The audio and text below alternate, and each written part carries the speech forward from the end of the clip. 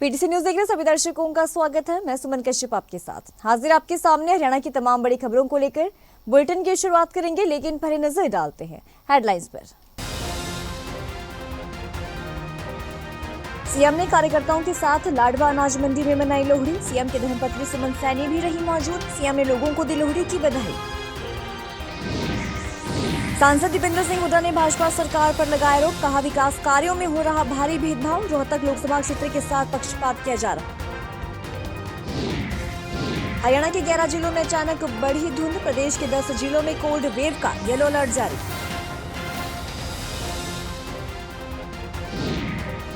हरियाणा में 15 जनवरी को कई जगहों पर ओलावृष्टि की संभावना। हरियाणा में रात के तापमान में 0.9 डिग्री की गिरावट की दर्ज। चरखी दादरी में बिजली चोरी पकड़ने गई टीम पर हमला। बिजली निगम के जेई को दौड़ा कर पीटा। घायल जेई सिविल अस्पताल में भर्ती।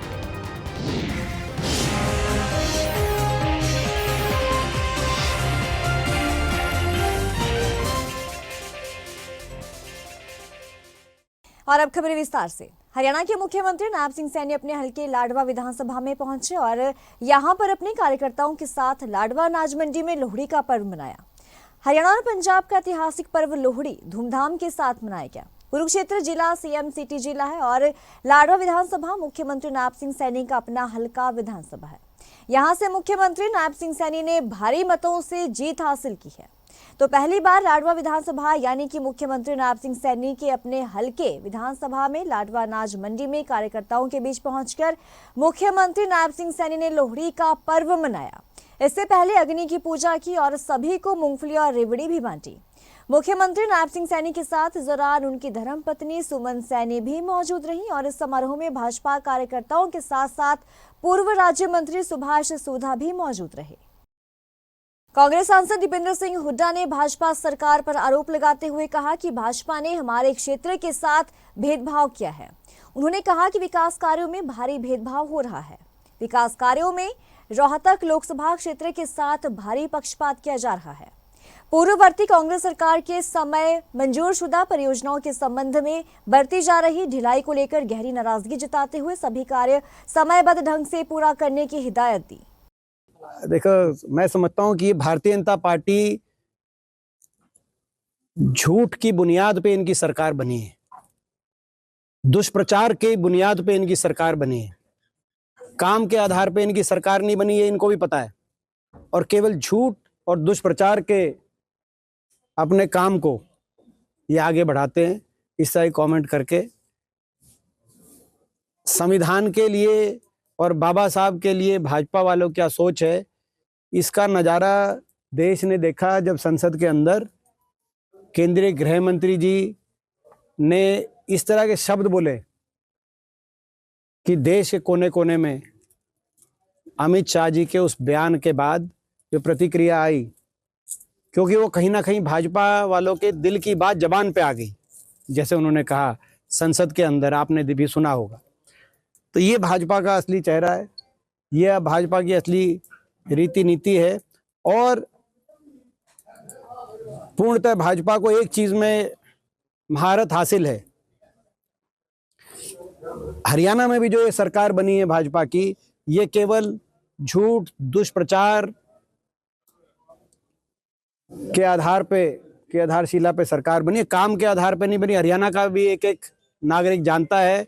हरियाणा में आज सुबह 9 बजे के बाद 11 जिलों में अचानक धुंध बढ़ गई। इससे विजिबिलिटी 10 से 20 मीटर तक रह गई। सड़कों पर ड्राइविंग रिस्की हो गई है। लाइट और डीपर जलाकर गाड़ियां चलानी पड़ रही हैं।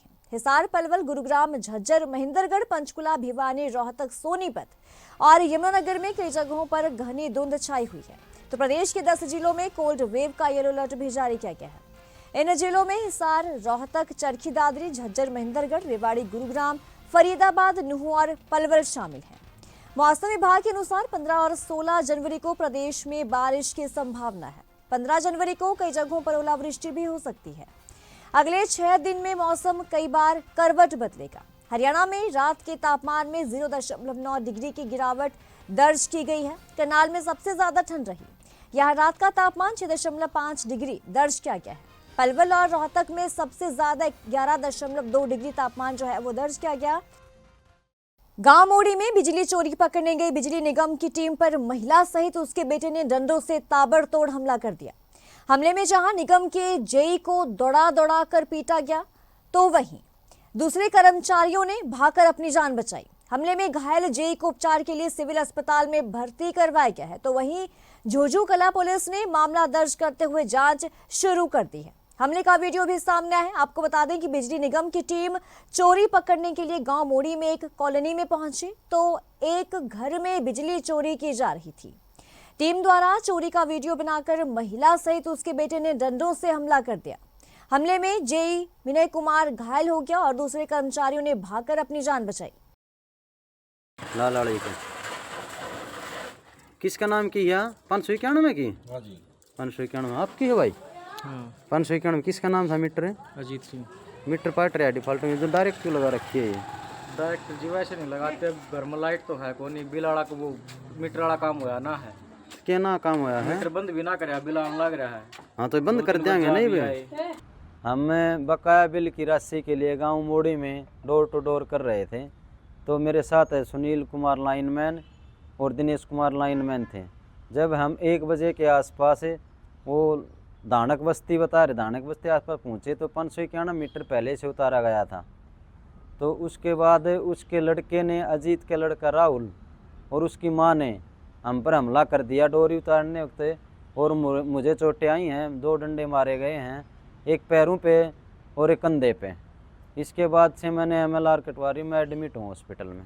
पुलिस को शिकायत दी गई है, वो अपने बयान दे दिए हैं मैंने, वो FIR के लिए उन्होंने अपनी कार्रवाई कर दी है, और मैं चाहता हूँ कि इन दोनों के खिलाफ सख्त से सख्त कार्रवाई की जाए।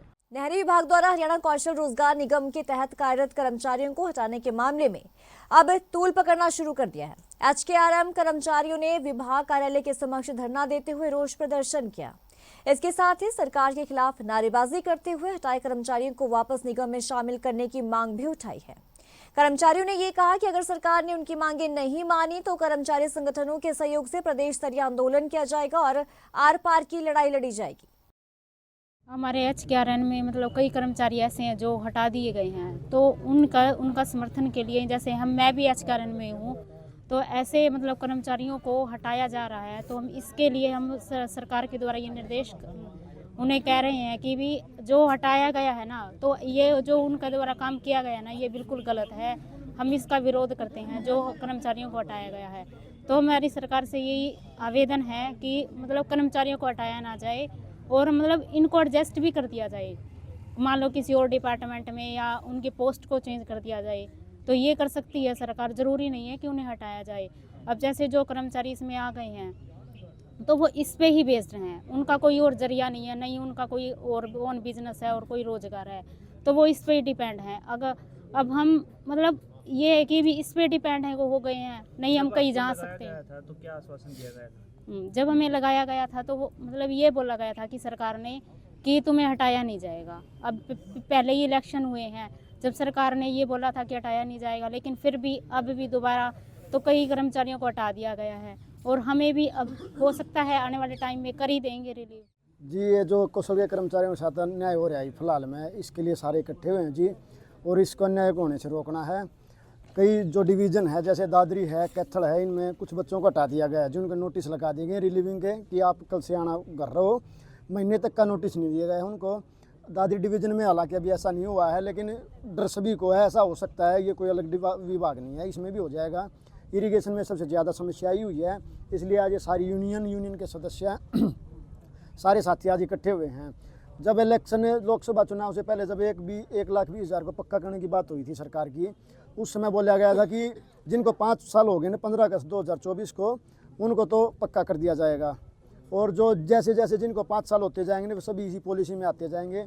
लेकिन ये सिर्फ इनका एक गद्दी तक जाने का एक पायदान था। इन कौशल के थ्रू ये राजगद्दी ले ली, इनसे इस बातों के जरिए वोट ले गए। अब इनका काम गया निकले, अब इन्होंने सारे कौशल वालों हमारी लात, अब इनका काम हो गया पूरा। ये कौशल कर्मचारियों को अब 3-3 साल 2-2 साल करके सभी को निकालना चाह रहे हैं। हरियाणा विधानसभा के deputy speaker doctor Krishan Middha का बड़ा बयान सामने है। उन्होंने कहा कि आंदोलन करने वाले किसानों को भड़काया जा रहा है। किसानों को भड़काना पंजाब सरकार का काम है। आगे कहा कि पंजाब के नेता किसानों को उकसा रहे हैं। भाजपा सरकार किसानों की हितैषी सरकार है। हर समस्या का समाधान बातचीत के जरिए ही निकलता है। पूर्व सीएम भूपेंद्र सिंह हुड्डा द्वारा हरियाणा के पूर्व सीएम और केंद्रीय मंत्री मनोहर लाल को एक्सीडेंटल सीएम बताने पर डिप्टी स्पीकर कृष्ण मिड्ढा ने क्या कुछ कहा, आइए सुनते हैं। देखिए, उन्होंने तो ये भी कहा था कि इन्हें किसी चीज़ का अनुभव नहीं है, लेकिन इतने अच्छे ढंग से सरकार चलाने का काम हमारे मुख्यमंत्री जी मनोहर लाल जी ने किया, वो आप लोगों के समक्ष है। उन्हीं की पॉलिसियों के आधार पर तो तीसरी बार भारतीय जनता पार्टी ने अपनी सरकार बनाने का काम किया। अनभिज्ञ कहने वालों के मुंह पर ये तमाचा है कि किस प्रकार से अपनी नीतियों को लेकर एक अनभिज्ञ व्यक्ति, जिनको मैं कह सकता हूँ, जैसे कि हुड्डा साहब ने कहा है कि उन्हें किसी प्रकार का तजर्बा नहीं था।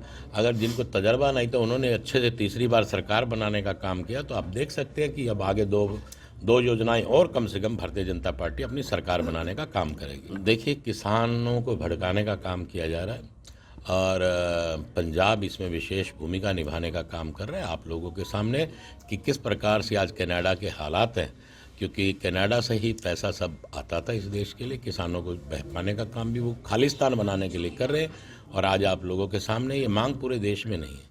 मैं तो किसानों से कहूँगा कि आराम से बैठ के बातचीत करें और हर बात का हल बैठकर ही निकलता है।